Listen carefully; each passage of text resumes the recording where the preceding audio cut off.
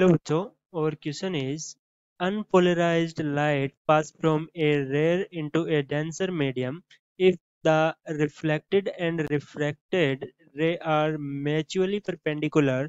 The reflected light is linearly polarized dash to the plane of incidence. तो यहाँ पे देखिए पहले अपने क्वेश्चन का की कॉन्सेप्ट देखते हैं।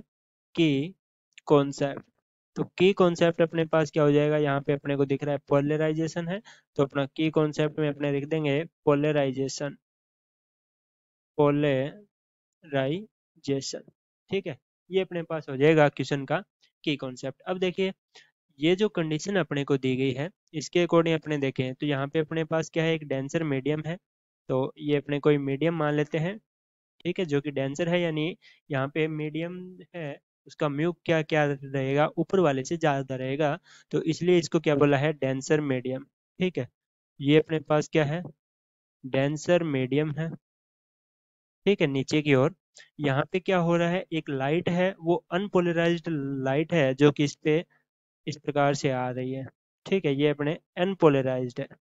ठीक है, आने के बाद क्या होगी, ये रिफ्लेक्टेड होएगी एंड रिफ्लेक्टेड होएगी।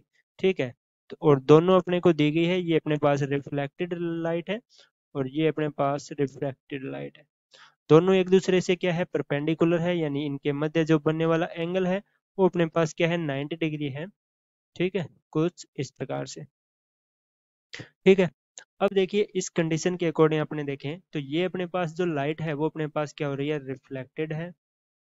ठीक है, तो ये अपने पास आ जाएगी रिफ्लेक्टेड रे, एंड जो नीचे की ओर हो रही है अपने पास यहाँ पे देखिए ये परपेंडिकुलर कुछ इस प्रकार से। ये जो लाइट है ये अपने पास क्या है, रिफ्रैक्टेड, रिफ्रैक्टेड, रिफ्रैक्टेड रे।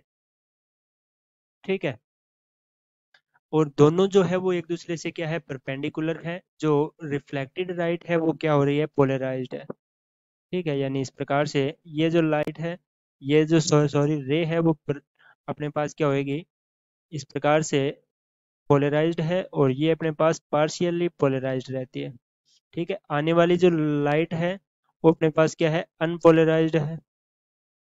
ठीक है, इस प्रकार से तो इस कंडीशन को अपने क्या बोलते हैं, देखिए ये जो कंडीशन है वो एक साइंटिस्ट के द्वारा दी गई थी जिसका नाम था ब्रेस्टर।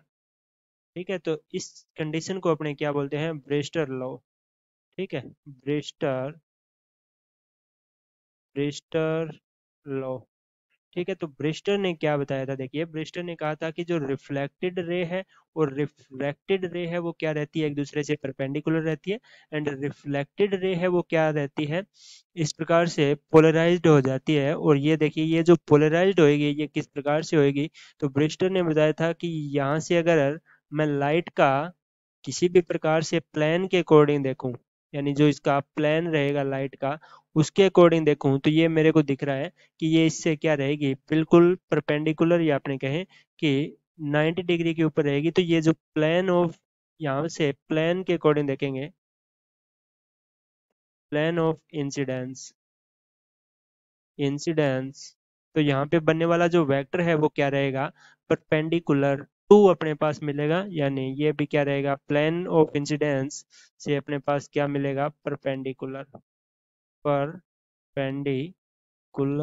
ठीक है, तो ये नॉर्मली साइंटिस्ट ने बताया था कि जो रिफ्लेक्टेड लाइट, मिलने वाली रिफ्लेक्टेड लाइट अपने पास क्या हो, पोलराइज्ड हो, तो वो प्लेन ऑफ इंसिडेंस से क्या रहती है, परपेंडिकुलर। तो ये अपने को पूछा है कि यहाँ पे पोलराइज्ड वो प्लेन है वो अपने पास क्या हो जाएगा, तो अपने बता देंगे कि ये प्लेन ऑफ इंसिडेंस से क्या रहेगी, परपेंडिकुलर, परपेंडिकुलर। ठीक है, तो ये हो जाएगा इसका सॉल्यूशन। Thank you.